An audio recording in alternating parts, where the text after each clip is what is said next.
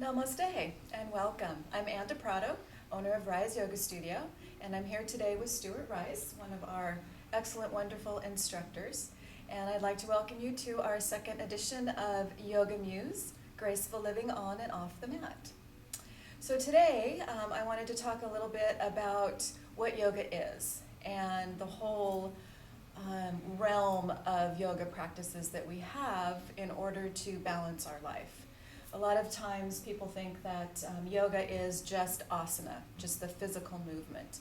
And I think that it's important to clarify that that's really just a small part of the whole yoga experience. And what yoga really is, or the word is really the culmination of all of the practices that we do that bring our spirit into grace. And so along with asana, we also have pranayama, which is breath work, and we have mantra, which can be used verbally and also internally as well. And then there are practices that go even deeper than that. Things like meditation. Meditation is what we're looking for.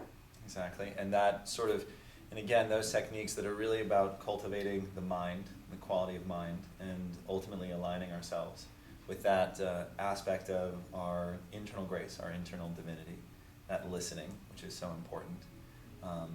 And also, any number of techniques in the sense of, you mentioned mantra and pranayama. There's also obviously, as I just said, meditation. But there's also even the kindnesses, like the yamas and the niyamas, the ethical precepts and how we relate to other people. Yes, I was listening to an interview with Gurmukh Kaur Khalsa, who is the Kundalini wonderful teacher in the Los Angeles area who studied with Yogi Bhajan. And she was saying, someone was asking her, do you practice yoga every day? And she says, yes, I do practice yoga every day. I don't practice asana every day, but I do practice yoga every day. And it goes back to those little kindnesses that you can do for people, practicing ahimsa, which is nonviolence, in our approach to dealing with people and situations, the words that we choose. So we can be practicing yoga all the time. It doesn't always happen on the mat in a yoga studio. So what we try to do here at our studio is give you all of the different aspects of yoga practice so that you can live a graceful life off the mat. And one of the things that yoga practice can do is become a community involvement affair.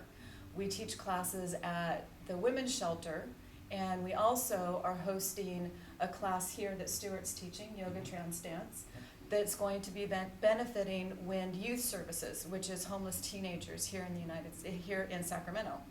And I know there's a lot of attention to the disaster that's going on in Japan, and at the same time, it's important to stay focused also on our local needs as well. So we feel really, really good about being able to bring this particular workshop and benefit those teenagers that need it. So I wanted Stuart to talk a little bit about Yoga Trance Dance and what it's all about. Sure.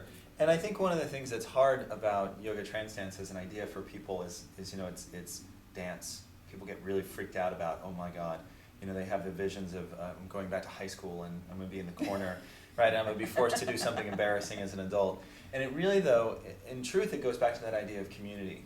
Rumi has this wonderful poem where he talks about how inspiration in him strikes a tambourine and then he turns and lifts up a violin in another person. And so he gets this sense of how when we're inspired, right, that inspiration moves through a community of individuals and causes them all to become part of a huge music, a huge, sort of local symphony of chorus of individuals. And in Yoga Trance Dance, we try to do the same thing. It's actually a very structured experience in the sense that as a leader of the experience, it's my role to kind of help people evolve slowly from sort of their area of discomfort into an area of joy. But we do that by finding our way very slowly, almost a pilgrimage through movement, and also finding how each of us really helps to influence positively and uplift each other.